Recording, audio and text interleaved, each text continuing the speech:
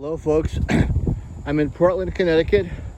That's Portland, Connecticut, not Portland, Maine or Portland, Oregon. It's a little south of where I live in Glastonbury, Connecticut.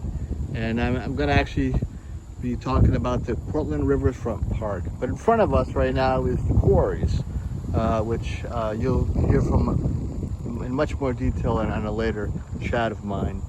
But we're at an upper level of the quarries. There's a little kiosk that talks about the quarries, and I'm going to be walking down through a path over there to a really nice spot by the Connecticut River.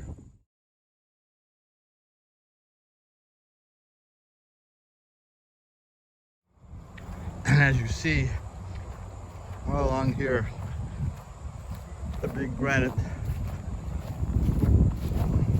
chunks of brownstone that came from the quarry, and basically most of Brooklyn brownstone and quite a few buildings up in Connecticut, Wesley College, half of downtown Portland is built from this stone. And again, this is the correct entrance.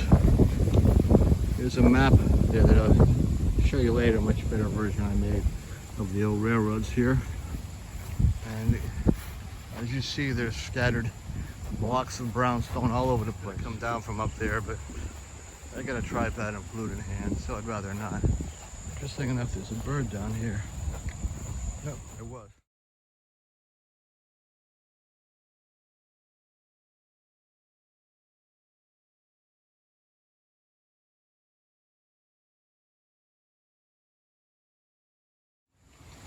As you see,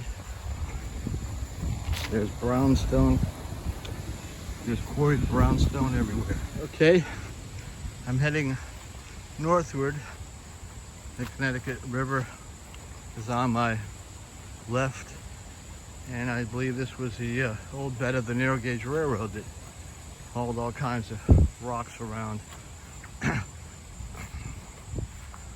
There was a huge dock along here, back a bit, that transported these large blocks of brownstone down to New York City, etc.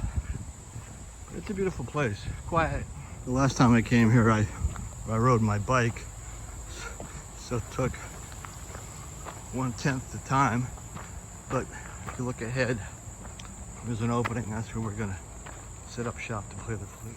As you can see, it's a pretty nice spot. There's even a brownstone, of course. Just down here, you get an idea of like what I'm talking about these slag piles.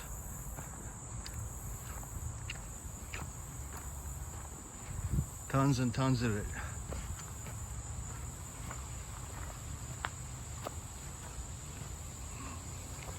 At the spot, I'm now looking north on the Connecticut River. Before Portland became famous for its brownstone quarries, it was known for its shipbuilding.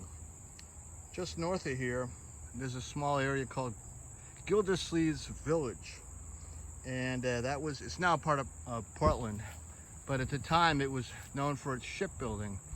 Matter of fact, I recall when I lived in Manhattan, I used to go down to a club on the east side called Gildersleeve's and saw some great music, the 24th Street Band, stuff like that. And I wonder when I came up here if the guy who started that club might have been from this area originally.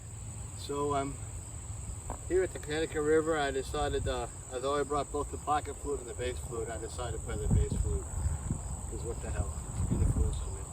A little bit of wind, so there may be some of that in the video, but I hope not.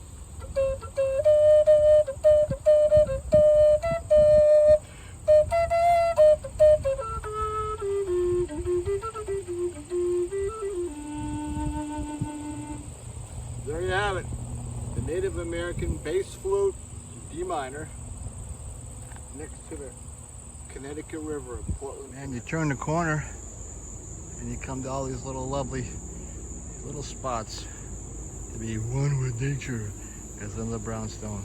Empty kiosk around. I guess I'll eventually put some nature and historical information on it. But there again, see what I'm talking about?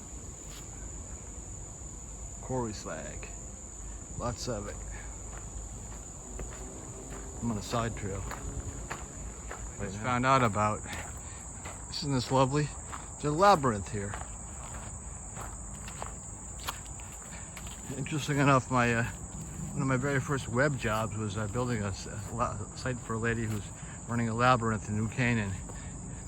How does it work? Well, you're supposed to walk around it, you know, and meditate and keep your mouth shut. So I'll give you a taste, a little bit of that.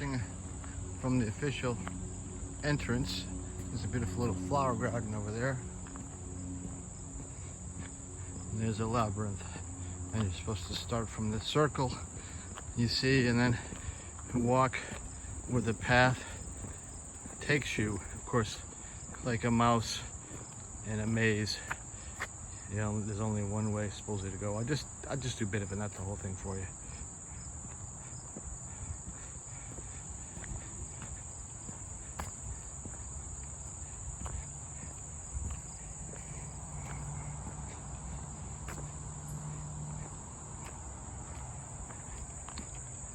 You get the idea. Being a train buff, I get my rocks off on seeing an old rail here. Kind of cool, definitely. Thank you, Portland, for preserving this.